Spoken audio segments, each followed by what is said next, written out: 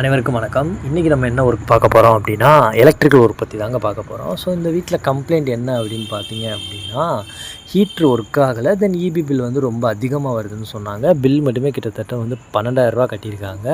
So இவங்க வாங்கியிருக்கிறது வந்து 3 face supply. So அதுக்கு இவ்வளோ கரண்ட் பில் வர்றதுக்கு வாய்ப்பே இல்லை. என்னென்னு செக் பண்ணி பார்த்தா லோடெல்லாம் நமக்கு வந்து அன்ஈவனாக இருந்துச்சு. தென் சுவிட்ச் போர்டு பார்க்கும்போது தான் எங்களுக்கே ஷாக் ஆகிடுச்சு. வீடு ஃபுல்லாகவே 1 ஸ்கொயர் எம்எம்மில் தாங்க ரன் ஆகிட்டு இருந்திருக்கு. லைட்டிங்க்கு ஓகே, மற்றபடி ஏசி அண்ட் ஹீட்டர்லாம் வந்து லோடு தாங்காது. இந்த மாதிரி பண்ணவே கூடாது. லோடுக்கு ஏற்ற மாதிரி வயர் போடணும். இங்கே அப்படி போடலை. நம்ம கஸ்டமர்கிட்ட இதை பற்றி அவேர்னஸ் கொடுத்தாச்சு. ஸோ அவங்க டோட்டலாகவே வயரிங்கை சேஞ்ச் பண்ணிட சொல்லிட்டாங்க. ஸோ நம்மளும் பழைய வயரிங்லாம் ரிமூவ் பண்ணிவிட்டு புதுசாகவே வயரிங் பண்ண ஸ்டார்ட் பண்ணிட்டோம். இந்த வீட்டில் பைப்லைன் எப்படி போட்டிருக்காங்க அப்படின்னா, சர்க்யூட்டுக்குன்னு தனியாக பைப்லைன் போடலை. டிபி டு ஃபேன் பாக்ஸு அங்கேருந்து சுவிட்ச் போர்டுக்கு வந்து நமக்கு லிங்க் பண்ணியிருக்காங்க. அதாவது ரூஃப் காங்கிரீட்டில் வேலையை குறைக்கிறதுக்கு இந்த மாதிரி பண்ணியிருக்காங்க. இப்படி பண்ணவே கூடாது.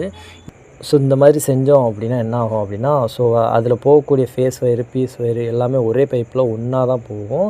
ஸோ அப்படி போகும்போது நமக்கு வந்து சுவிட்ச் வந்து ஆஃப் கண்டிஷனில் இருந்தாலும் அந்த எல்இடி பல்புங்கிறது எரிஞ்சிக்கிட்டே இருக்கிற மாதிரி இருக்கும். ஸோ இந்த மாதிரி இஷ்யூஸ்லாம் அதில் வரும்.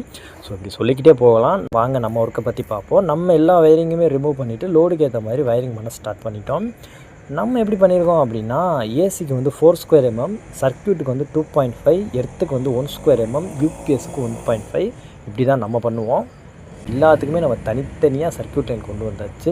வயர்லாம் இழுத்து ட்ரெஸ்ஸிங்லாம் நீட்டாக பண்ணி சுவிட்ச் போர்டை ஏற்றியாச்சு. எல்லாமே முடித்து மெயின் சப்ளை வயரை இழுத்து டிபி ட்ரெஸ்ஸிங் ஸ்டார்ட் பண்ணிட்டோம். ஸோ ஃபைனலாக டிபி ட்ரெஸ்ஸிங்லாம் முடித்து லோடுக்கு ஏற்ற மாதிரி எல்லாமே ஈவன் பண்ணி கொடுத்தாச்சு.